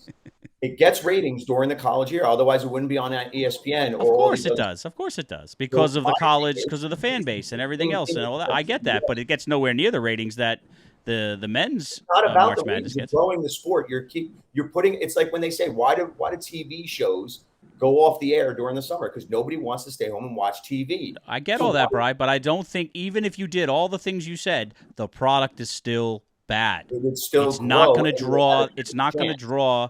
They're not going to do. It's not going to draw. Well, I also think. Wait, I can never I just said say it was going to something? be equal. I said you would have a better draw than you have now, and you'd be able to grow the sport.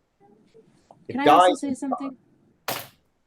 I will say that I had the pleasure of being in Seattle this summer while Taylor Swift was there.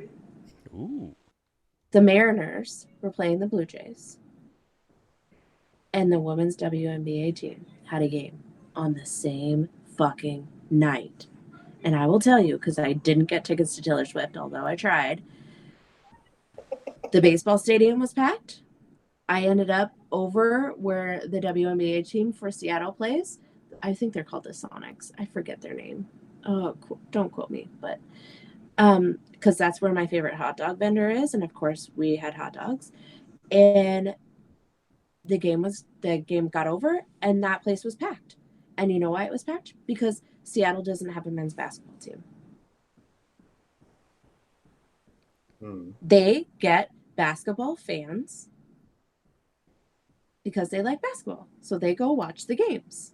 And they support their basketball teams in their college teams. Right, but you kind of made my point for me is that when men have a choice. But that was in the middle of summer, so I'm defeating Brian's argument I got about you.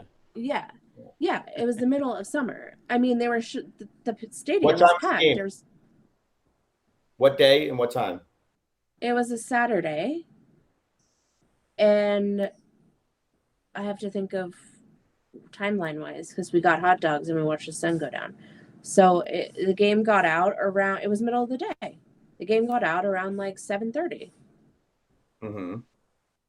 And TV revenue is one of the big. You keep on thinking that gate revenue is what's bringing in revenue. It's TV revenue.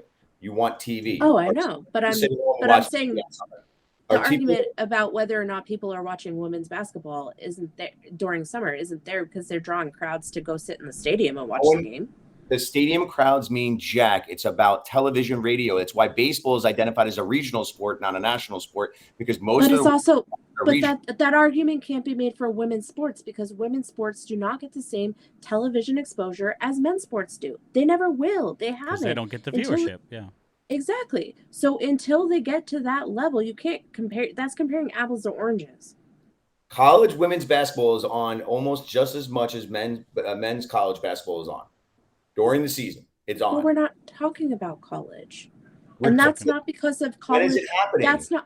That's not because it's women's college basketball. It's that basketball is played on television because of the university. Because the university has the money and the funding to play the games. There are regulations involved in all that too.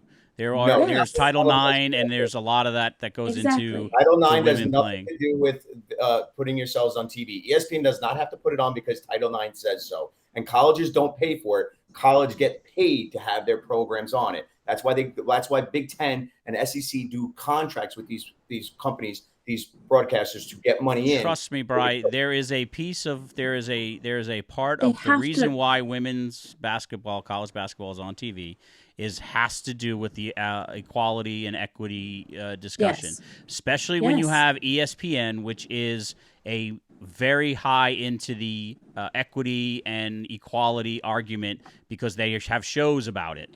So they absolutely do it in order to boost their brand as being They may equitable. choose to do it, but it doesn't mean it's done that way.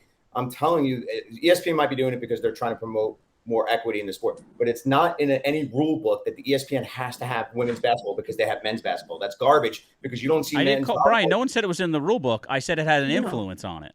Yeah. It has an influence on it. For every dollar they spend on men's sports, there has to be a certain ratio that has to be spent on women's sports. How they choose to spend it may be different, but there is a law that says that. Money to have it televised. They get paid. I get it. To get it televised. I get it, Brian, but I guarantee you somewhere along the line, the colleges are not getting paid big money to have women's basketball on TV, women's college basketball on TV. They are not. They make their money off. There's probably a deal in place. We'll pay you X amount of money and then and they'll say, okay, but we want to, you have to carry our women's team, or I don't know enough about it to say, but I can tell you right now, you're making women's college basketball sound like it's super popular, and it's not. But it's also branding and exposure for the university, period, because then they can promote any and all their other sporting events. So anytime that a game is played on ESPN, I mean, it doesn't matter who playing. And they have to recruit players because they have to have the women's basketball in order to have the men's basketball. Right. Because of Title IX. It all ties back into a piece of it ties back into Title IX. Any women's basketball game because they don't have to because when they show men's lacrosse, they don't have to show women's lacrosse.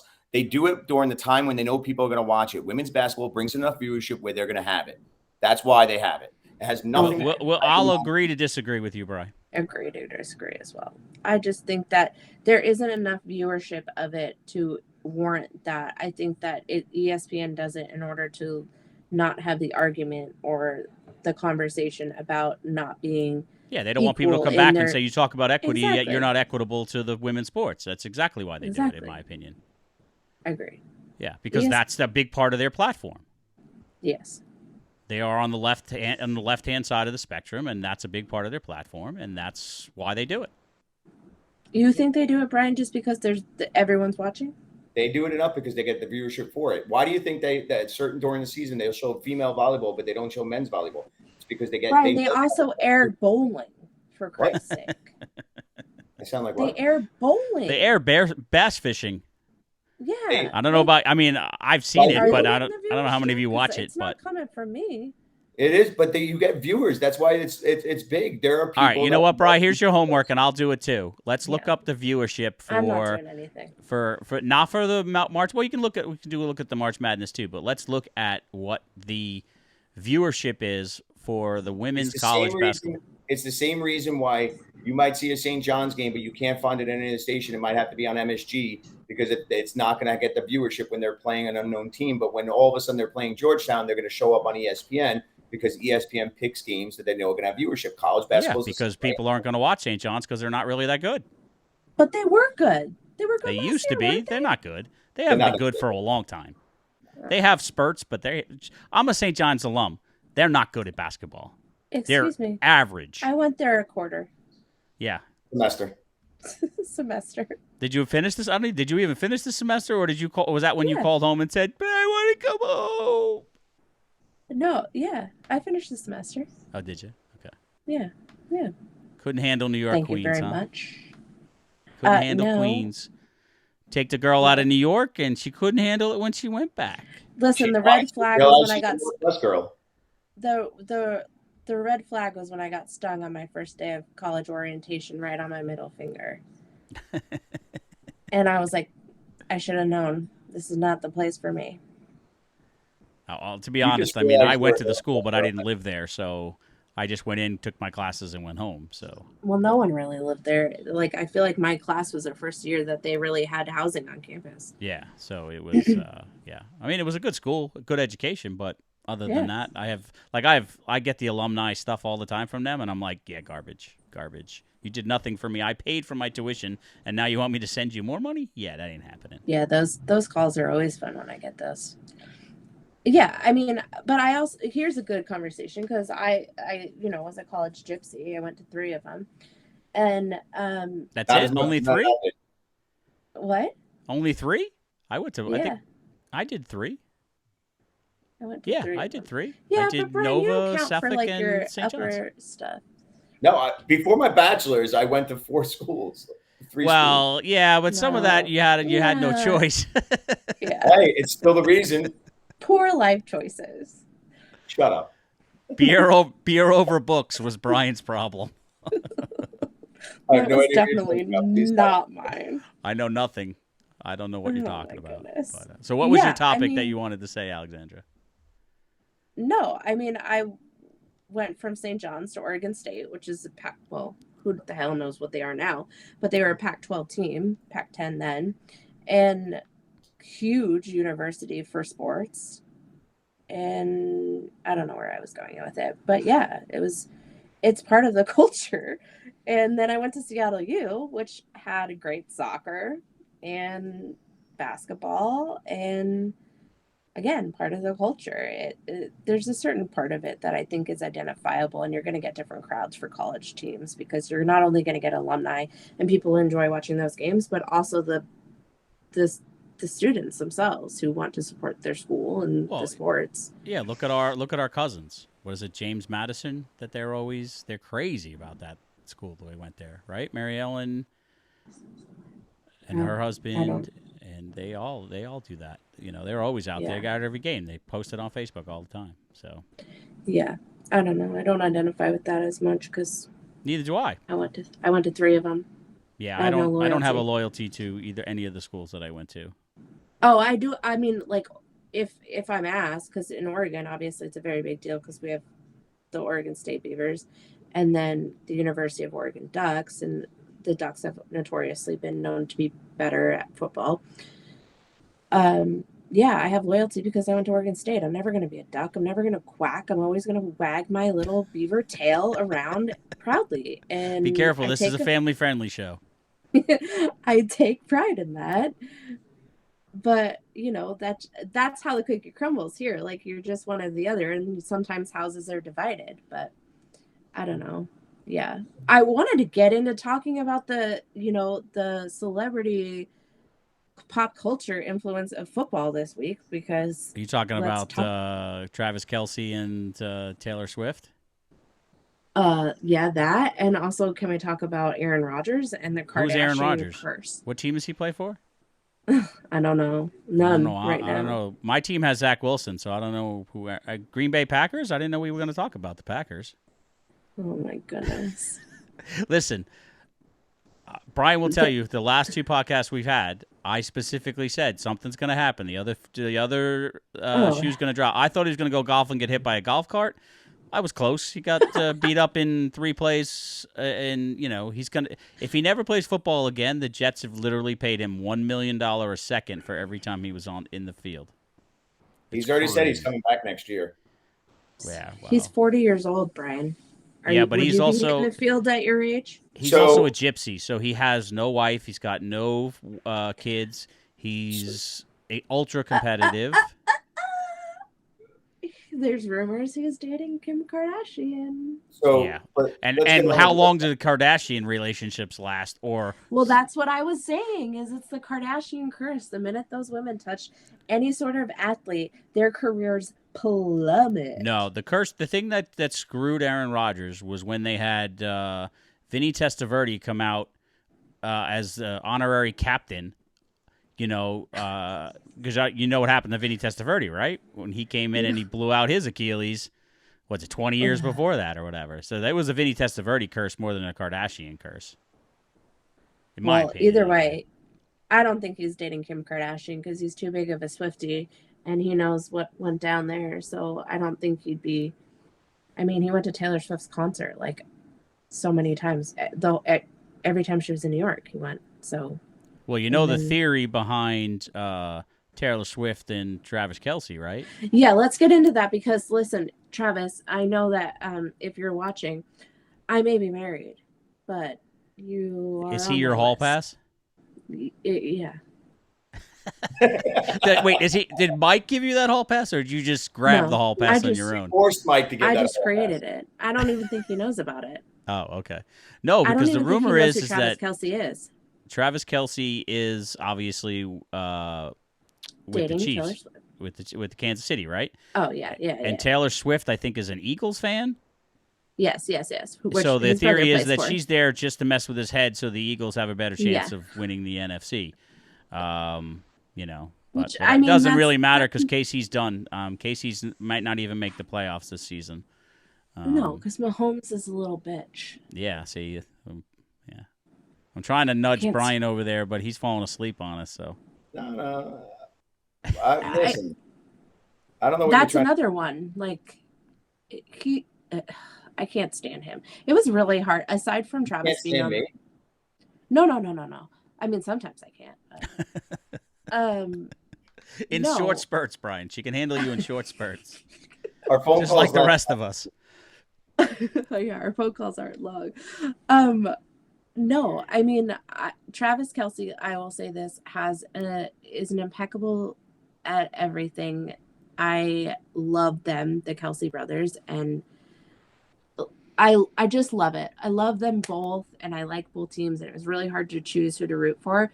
But ultimately, I just couldn't root for Kansas City, despite the fact how much I love Travis, because I can't stand Mahomes and all that comes with him. His wife. Why, I can't stand him. About Mahomes? His wife is. Ugh. We used to call those girls jersey chasers in college. Jersey chasers. And that's what she is. That's the clip of the day right there.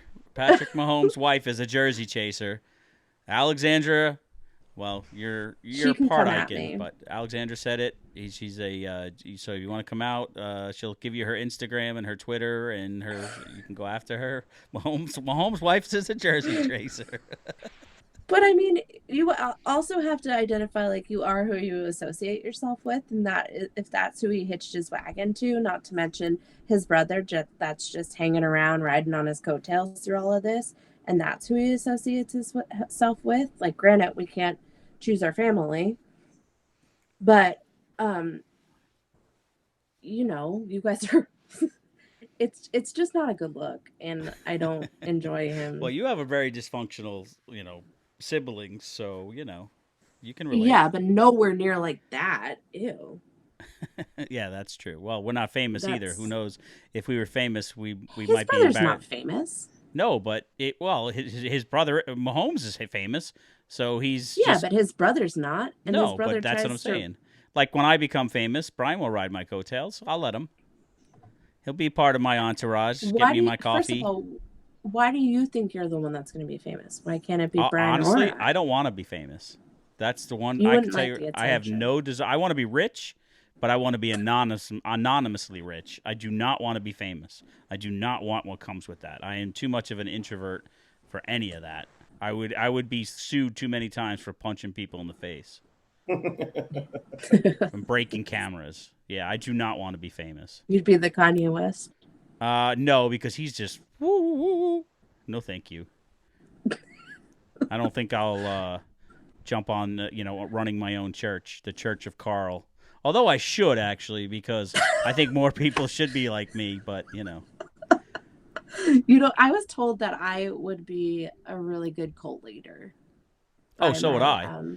But it's what that is. I think it's that's because a trait you have the that leadership we have quality. as Ikens. It's because we're stubborn. I took that as a compliment. I would like to say, like when they told me that, I was like, "Great, thanks," and they were like, "You think that's a good thing?" And I'm like, "Yeah, you're telling me I have leadership qualities." Exactly, and you're stubborn, and you believe in what you think. I can lead a large group of people and can convince a large group of people of many things. That's fantastic I'm still quality. talking to you, and you're very delusional in your thought process. But I still talk to you and still love you. So I just chalk it up to where you live. You're out there in the left part of the state, country over there, and it's influenced you a little bit, but that's okay.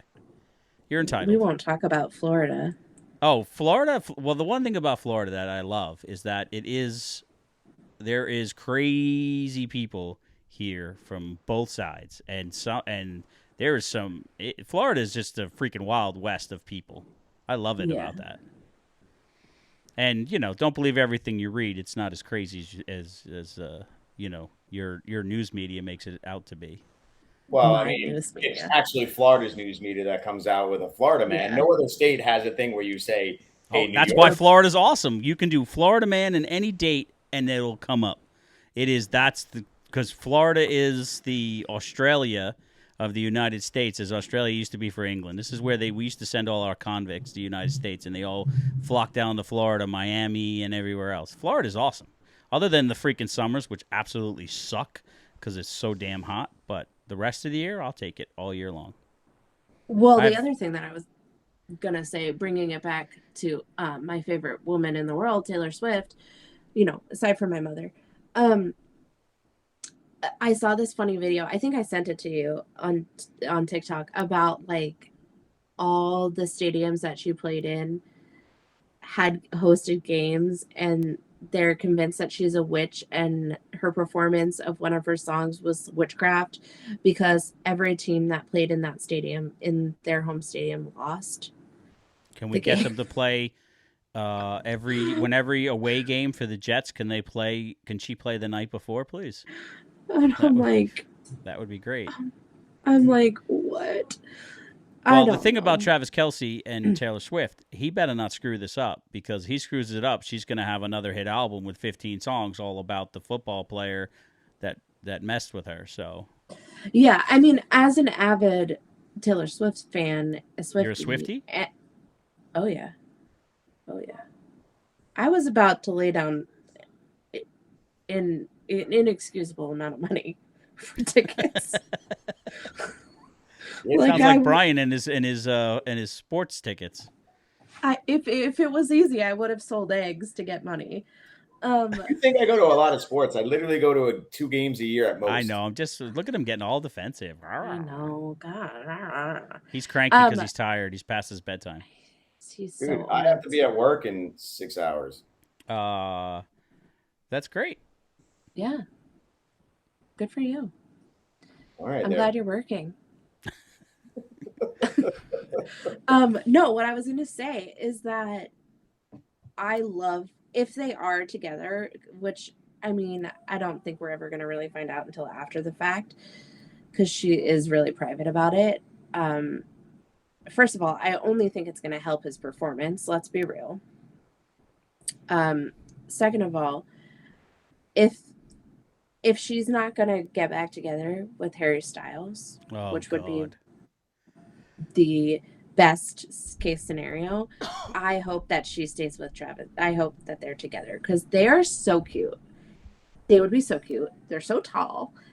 And their moms would be like the cutest little best friends. All right, so right now the Iken Say It podcast has gone off into pop culture la la land.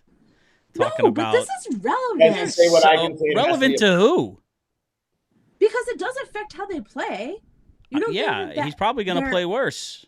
He's going to be weak in the legs, and he's going to be weak in the knees, and he's not going to play as well.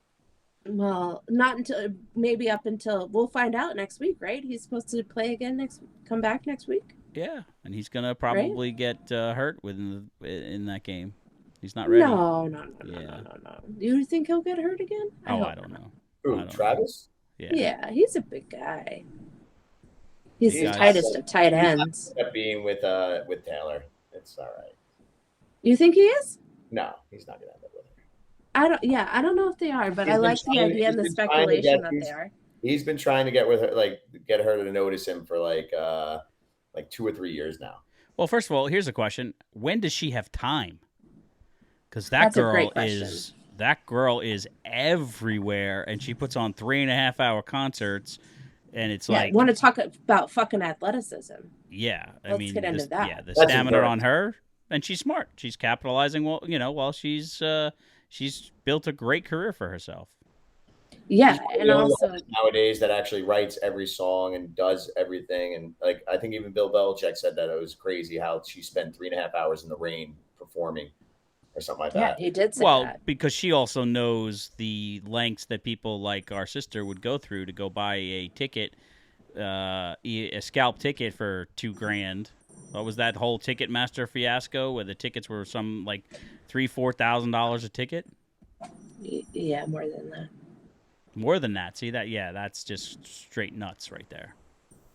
Well, I actually put myself on the list. I almost bought tickets for the show in Miami just so I could resell them, but they were in November of 2024. I was like, yeah, no. Yeah, I put myself on all the lists, and let's not get into it. I'm still upset about it. But if I get tickets out, you can fly down and come see her here. Well, I almost did. I texted Mia. Did she not tell you? No. My daughter doesn't tell me much. She's 16. Well, the only thing she tells you know what Mia tells me? Dad, I put something in the Amazon cart. Can you please buy it? That's what my daughter tells me. Did you see what I put in the Amazon cart? When can you think we can buy it? That's what I get. I give her credit because all she has to do is hit buy and it'll buy on its own. So at least she gives me the courtesy of letting me know I get to see it before I buy it because she knows I'm going to buy it because that's what I do. I spoil the crap out of my daughter, but that's just the way it goes. Well, I don't know. Either way, no matter what, I think it'll be interesting to see if they are together, what this turns out. But I don't know. I think Aaron, the whole Travis Kelce, Taylor Swift thing, I think it's just hype and that they're keeping the buzz going in order to keep like more of a viewership. And I'm not going to lie. I wouldn't be surprised if they pulled their ratings and more female viewers tuned in to watch him play than before. Even though his brother's jersey is the #1 sold jersey in women's sizes in Philadelphia. In women's sizes in Philadelphia, yeah. And I'm not gonna like his brother is. I mean, it's the #1 selling jersey, but it's sold as women's jerseys. Overall #1 selling jersey in Philadelphia for Philadelphia players, but it's all women jerseys. You watch you watch their podcast occasionally, I see. I love their podcast. That's awesome. I watched their documentary too. If you haven't watched it, you should. Kelsey. Mm-hmm. So if Taylor Swift fans are called Swifties, what are the Kelce brothers fans called? I don't know, but I call him Zaddy. I don't know what that means. I'm too old. It's a sexy daddy, Carl. Oh. Well, why isn't it daddy then? Because he's not an actual daddy. So if he was a dad, then we'd call him dad. Yeah, but I didn't say call him dad. You said Zaddy with a Z. Yeah, so why isn't it with an S for sexy dad? Because it's just sexier. Because that's too simple. That's boring. Okay, yeah, it's too simple for me to understand. So. That was weird. Yeah. That's very, very weird. Yeah. All right, I gotta go. Before you go ahead. We'll talk about it another time. What? No, I was trying to look up the ratings for while we were talking about for. Oh, here we go. Nerd alert. Yeah. Well, obviously it's not in the same timeline because I had to do a quick searches. So NBA gets about 1.5 million or 1.6 million viewers per game. The WNBA gets around 627,000, which is actually surprising. I was kind of surprised being in the summer that it was that high. College basketball, women's college basketball gets about 200,000. Men's college basketball gets about 350,000. 550,000. So only 350,000 more than the women's do. That's what I was trying to say. The comparison between the two. MLS gets 343,000. NHL gets 373,000. Cornhole on ESPN gets 300,000 viewers per day. Bowling, because you guys like to make credit. 650,000 people watch that on average. I think it's the time slot. Also, it's day, afternoon. Most of the time. So old people. Yeah. Midwest people. And MLB is 1.9 million. That's and right. This is where we leave you. That's right. MLB. All right. Well, love you all. Have a great night. Love you all. Tell Mike and the kids I said hello and I love them. And hopefully I'm invited back. Yeah. Yeah. As long as you don't bring up Zaddy, then we're okay. You're just jealous you're not a Zaddy anymore, Carl. I never was, and I'm okay with that. You got to understand. Maybe when you can try hair. to rip me all you want. I will rip myself way more than anybody ever could. I learned that at an early age. Rip myself before everybody else does. Yourself looking in the mirror. That's how easy it is to pick on you. Yeah. Yeah, it's survival. Yeah. All right. All right. Love you, losers. Later.